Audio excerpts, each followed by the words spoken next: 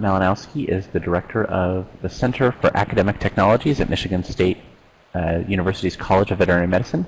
He earned his DVM in 2001, a master's in digital media art and technology in 2003, and a doctorate in educational psychology and educational technologies in 2012.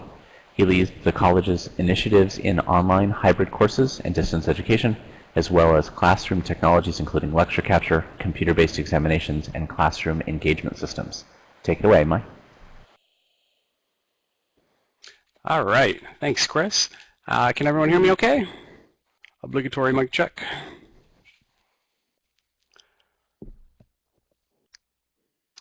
All right, so let's get started. I want to tell you about another classroom response system that we're using here at MSU called Lecture Tools.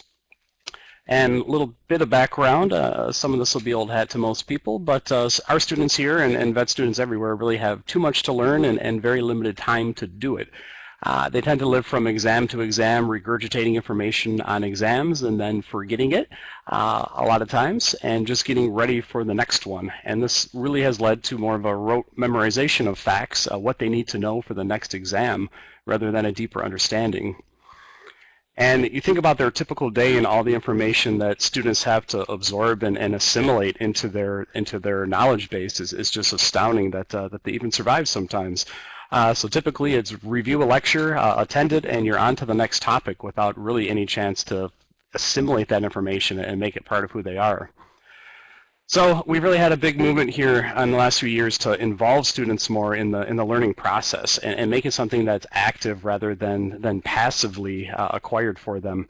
And part of that is really to gauge their comprehension. Are they mastering a concept, a topic that we're talking about before moving on to the next one? And you think about millennials and beyond and their attention spans. We give them a 50-minute lecture model like many other veterinary colleges and many other areas. But Twitter, I mean, the world they're living in, Twitter has a 140-character limit on what a post can be, and a Vine video is 6 seconds. So we're dealing with students that have these very narrow fields of what holds their attention, and we're asking them to sit in a 50-minute lecture daily. So we've explored some technologies over the years. One is raising your hand. That's kind of difficult when you have a class of 112 people in it. Many are shy, and there's really no easy way to record that. We've dabbled with clickers in the past. We've used the units like the one on the right.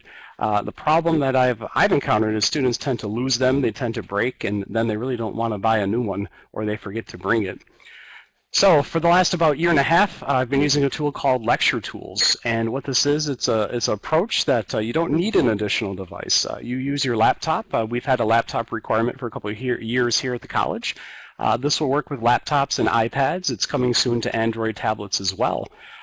You can use it in any classroom or lab or any place with internet access.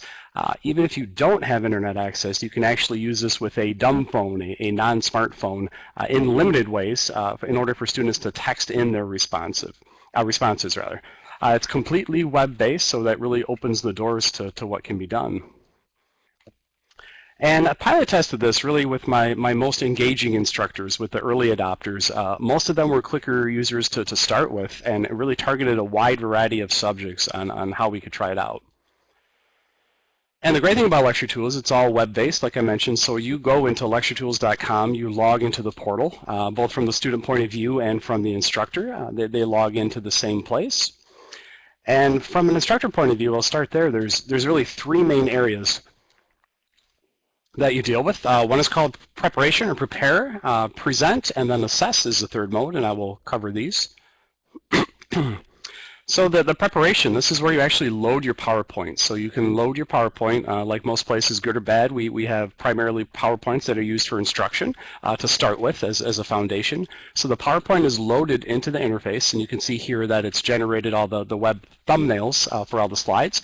But you also see here by my mouse, once you have it in this environment, you can add what's called interactions. So these are quiz questions, and depending on the instructor's preference, you can load them every 5 slides, every 10, every other if you wanted to.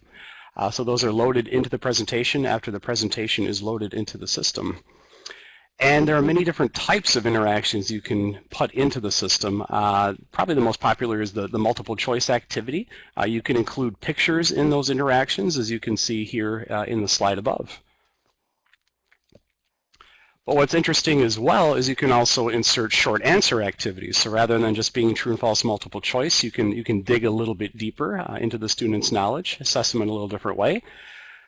One good side effect is you can do your presentation of your lectures right through the Lecture Tools interface. So once it's in here, you don't really need a PowerPoint file anymore. So an instructor can go anywhere in the world. They don't have to bring a thumb drive or get on the network. Everything is in the cloud, kind of an overused phrase, but everything is in the Lecture Tools cloud. Students log in as well, and they follow along on their laptops. So some of the advantages for students, when the presentation is in that environment, they can take notes electronically. Again, that's all saved back to the Lecture Tools cloud. They can provide feedback, and I'll show an example on that, and really get to their lectures anywhere that they have internet access. So everything, if the instructor puts all their lectures in this environment, all the lectures are in one location, minimizing confusion. And from a student point of view, or instructor as well, they can annotate. So you can see the pen tools. You can change your annotation types, your colors, everything right there, and actually draw right on the slide. We use Wacom more of a pen tablets in our main lecture hall. So they pull out the electronic pen and it can mark up the presentations as they see fit. And here are some examples. Students can anonymously submit questions during the exam. We really don't use TAs or teaching assistants in our lectures, so these are most commonly reviewed by the instructor after the presentation. But you can see here a few sample questions that the students submitted, points that they need clarification on that can later be reviewed.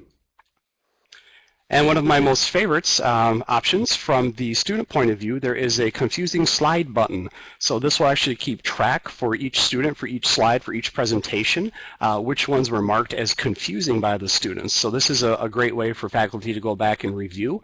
If 90% of the class didn't understand what the heck they were talking about on slide 27, they can make some necessary modifications for next time and also clarify those points with the students that just completed that lecture. And as I mentioned, if you do not have a tablet or a laptop with you that day, you can respond to the questions, to the polls that are given directly through text messaging. And here's an example. The text is a little small, so I apologize, but this is one of the interactions. That's actually a multiple choice question given during the lecture. And you can see here in real time, and you can hide that to the end if you want as an instructor, but you can see here the distribution of responses, and then the correct answer is C, highlighted. Well, luckily most people got that right. So the instructor has complete control over when they open and close the poll, when they show the right answer, and when they broadcast the results of the poll to the rest of the class. And as I stated as well, the multiple choice questions are probably the most popular, but the short answer, as you see here, 83 different responses came in. You can see the scrolling list, the question at the top, and then all the responses that came in from the students. Those can also be sent in as a short message text if you have a non-smartphone. So different ways to actually assess the data that you're gathering, and that's really a great thing. It's easy to gather information, but it's also easy to go back and actually manipulate that data. So the third tab, which is Assess, lets you track everything that you've recorded. So one thing that you can use the system for is attendance. Again, it's a little tricky because students could log into the system from a remote location, not actually be in the classroom, so the attendance may at times not be accurate. But you can see here on the lecture on October 8th, we had 97 people in the class, and on the one on October 11th, 104 people were present. You can also assess activity answers. So here we're looking at the number of interactions that were answered by each individual. The student names on the left. And comprehension problems. So luckily on these 3 lectures, no one marked any slides as confusing or difficult to understand. And the beauty about the system as well is you can download that information. So any of the assessment data that you've tracked and recorded, you can dump that out as an Excel or a CSV file and actually do some analysis on the data. So a summary of lecture tools. I found it to be a very easy to use system. One of the main advantages is that it can function with existing hardware. So students already have laptops, many have iPads or tablets that they'd like to use without buying or remembering another device. We use it in multiple classrooms, so you can easily use it in lecture halls, breakout classrooms, anywhere that's convenient that has internet access, which most places with wireless do now. Some of the extra features that are added, the confusing slide button, which is a great way for students to anonymously submit information on what they didn't comprehend well. The electronic note-taking has really reduced printing, so I no longer have students printing out every slide and then marking them up. And finally, the accessible lectures. Having as many presentations as possible in this one format has been really convenient for students. It's one-stop shopping. They log in and all their information is in that location. And finally, I just wanted to mention that Lecture Tools is actually acquired by Echo 360, a lecture recording system that we use here as well at MSU. They will actually be merging the two interfaces together, which I'm really excited to see in early 2014. So I'll keep a lookout for that and let you know what I find. But I think that'll make it even easier for students to get access to their lecture recordings and also interact with the instructors. So we've got a few minutes left. I fired through quite a few slides, but if anyone has any questions or points of clarification, I'd be happy to address them. So how do you teach faculty how to use this tool? Workshops? Yes, I've actually had a number of workshops this semester. I tend to have about 4 to 10. I don't like to get it much larger than that. My team does a lot of one-on-one training, and I found that that's the best way. Get the instructors in, have them log in, and show them the system from A to Z, and really give them a chance and opportunity to use it. Typically on the first couple lectures that people use it, I have someone from my team present in the lecture hall to make sure that everything works properly until they're comfortable with it. Have you had any issues with unreliability of internet connection, server-side issues, etc.? Only in one location. One of my lecture halls, for some reason, the wireless is kind of old and kind of spotty in that room. They've added additional access points and kind of switched some channels up a bit, and that has helped. Other than that, I haven't had any problems. That's an older building with some older wiring and issues that it's doing a lot better now. But yeah, you definitely do need a reliable internet connection in order to use it, especially if you have 100+ students logged into the system at one time.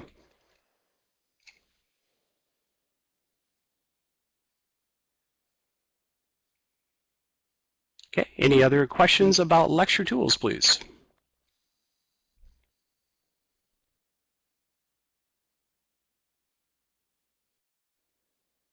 Okay, well, thank you very much for your time. Ended a minute early, so it'll keep us on schedule. Thank you.